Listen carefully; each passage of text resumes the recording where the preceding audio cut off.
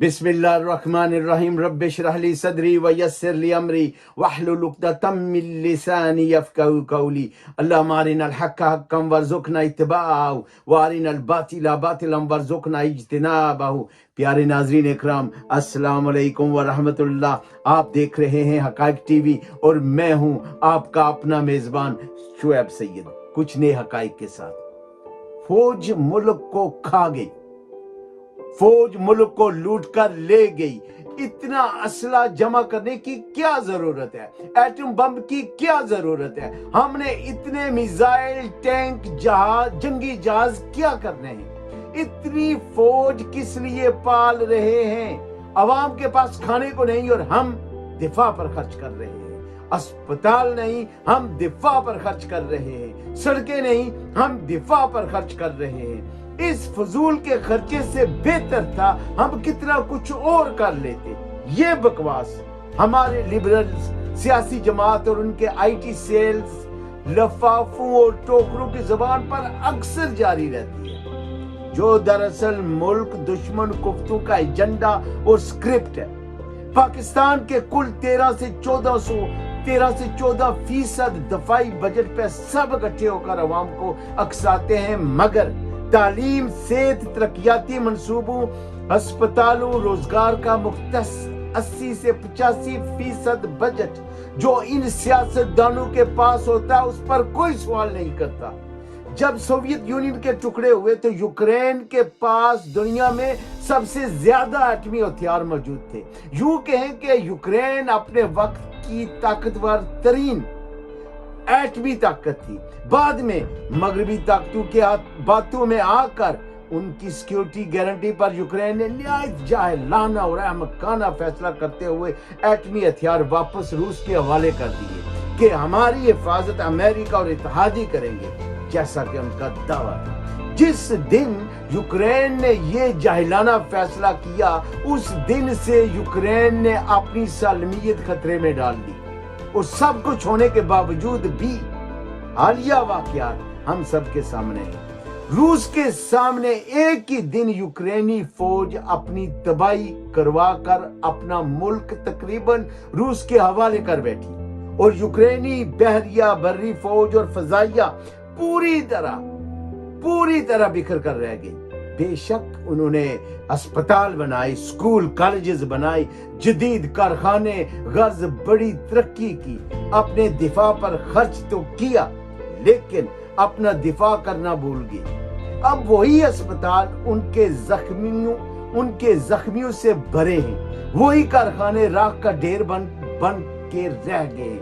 जिन्होंने सिक्योरिटी की गारंटी दी थी, वो किनारे पर बैठकर तमाशा देख रहे हैं। यही गारंटी मगरब पाकिस्तान को भी दे रहा है कि आप हमसे $100 अरब ले लें, कर्जे माफ करवा लें, हमसे कारोबार लेकर अपने एटमी हथियारों से दस्तबरदार हो जाए।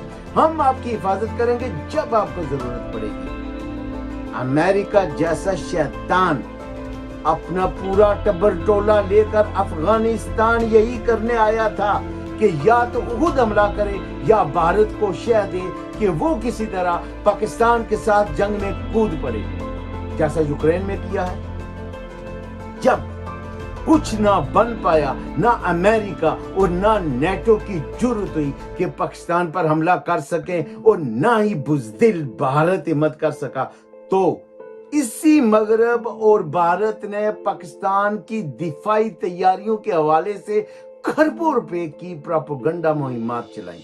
हालांकि फौज ने अपने मुख्तस बजट में रहते हुए तमाम दफाई जरूरतें कम खर्च और बेहतरीन अंदाज में पूरी की।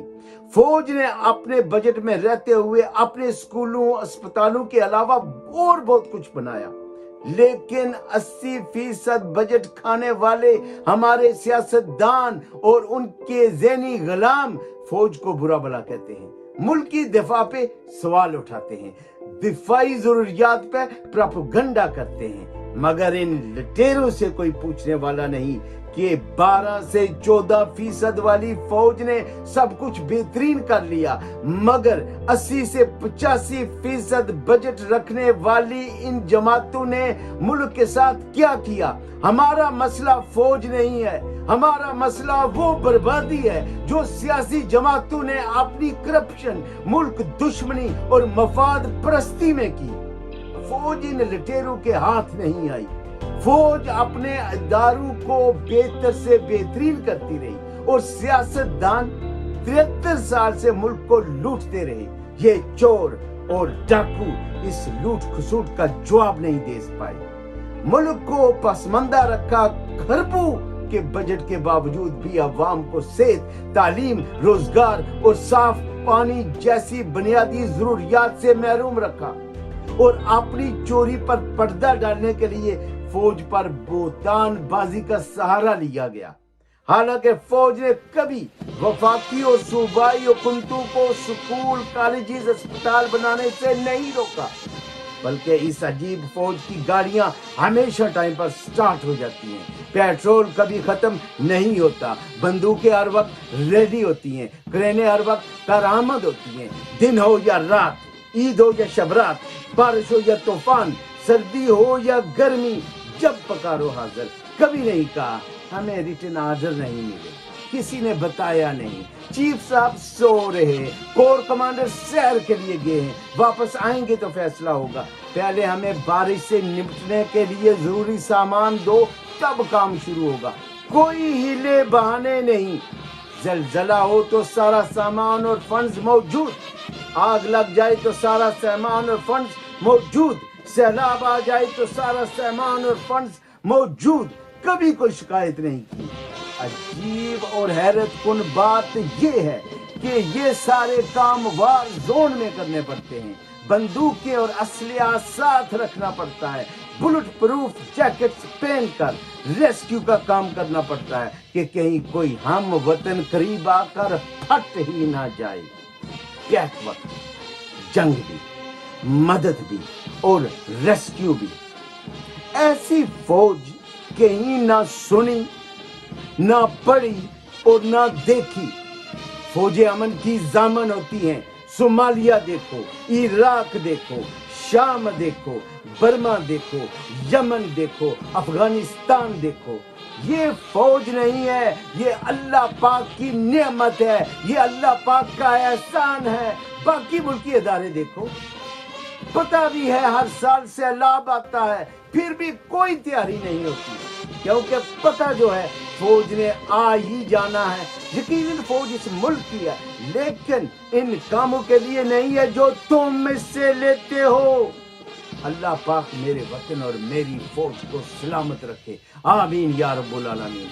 जिन लोगों को पाक फौज की तनख्वाहों पर मुसलसल तकलीफ रहती है, उनके लिए एक हल्का फुल्का सा मुआवजा दुनिया के चंद ममालिक का फौज पर खर्च देखो। अमेरिका 4,900 अरब डॉलर, बरतानिया 3,1400 अरब डॉलर, सऊदी अरब 2,3200 अरब डॉलर, फ्रांस 6,7500 अरब डॉलर, इसराइल 8,4900 अरब डॉलर, चीन 9200 अरब डॉलर, रूस 8100 अरब डॉलर, अफगानिस्तान 4900 अरब डॉलर, इंडिया 4200 अरब डॉलर, तुर्की 3600 अरब डॉलर, ईरान 2300 अरब डॉलर, बांग्लादेश 1700 अरब डॉलर और पाकिस्तान 1300 अरब डॉलर।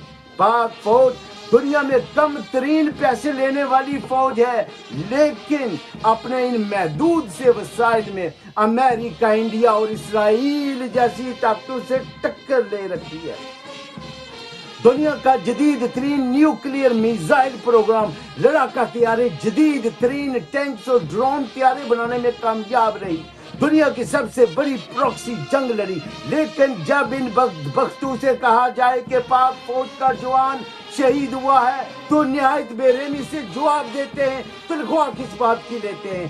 पाक फौज को 1300 अरब के ताने देने वालों से सवाल है मेरा। पाकिस्तान का टोटल 5,900 अरब बजट में से 1300 अरब फौज लेती है। इसके बदले फौज आपके लिए क्या कर रही है, तो लो सुनो। اس بجٹ سے 7 لاکھ فوج کو تنخواہ دی جاتی ہے. اسی بجٹ سے دنیا کی نمبر 1 انٹیلیجنس ایجنسی چلائی جاتی ہے. اسی بجٹ سے دشمن کی 3 خطرناک جنگی ڈاکٹرائن کا مقابلہ کیا جا رہا ہے. اسی بجٹ سے دنیا کا 5واں بڑا نیوکلیئر پروگرام چلایا جا رہا ہے. اور جو بہت جلد دنیا کا 3را بڑا ایٹمی پروگرام بن جائے گا انشاءاللہ. یاد رہے یہی فوج ہے جس نے گزشتہ 12 سالوں میں عوام کی خاطر 15,000 جانیں دی. ذرا سوچو باقی بجٹ کہاں جاتا ہے؟ باقی 4,800 ارب کا سیاسی ٹولہ کھا جاتا ہے. یہ چوروں کا ٹولہ یہ بجٹ لگاتا کہاں ہے؟ اسٹیل مل پر وہ تو خسارے میں ہے. PIA پر وہ تو تاریخی گھاٹے میں ہے. پولیس نظام پر وہ آپ کے سامنے ہے. تعلیم پر مگر پاکستان کا 1.5 کروڑ بچہ اسکولوں سے باہر ہے. صحت پر لیکن پاکستانی تو اسپتالوں کے فرشوں پر مر رہے ہیں. تو پھر جمہوریت یہ بجٹ کہاں لگاتی ہے؟ حضور والا 1300 ارب لینے والی فوج کے زیر اثر چلنے والی ISI اور نیوکلیئر سسٹم دنیا کے ٹاپ 3 سسٹم ہے. مگر 4,800 ارب لینے والی جمہوریت کے ادارے تو دیکھو کہاں ہیں. تو پھر سوال پیدا یہ ہوتا ہے بجٹ کے تانے کس کو ملنے چاہیے؟ پاک فوج کو یا پھر اس سیاسی نظام کو؟ اللہ پاک ہمیں سمجھ عقل اور شعور دے. ہماری کسی بات سے کسی بہن بھائی کی دل آزاری ہوئی ہو تو ہم معذرت خواہ ہیں. اگلے بھی لوگ تک کے لیے مجھے میری ٹیم اور اقرا پروڈکشن کو دیجیے اجازت. اپنے گرد و نواح اور اپنے اس چینل کا خیال رکھیے. پیار محبت اور خوشیاں بانٹتے رہیے. پاک فوج زندہ باد. پاکستان پائندہ باد. اللہ نگہبان.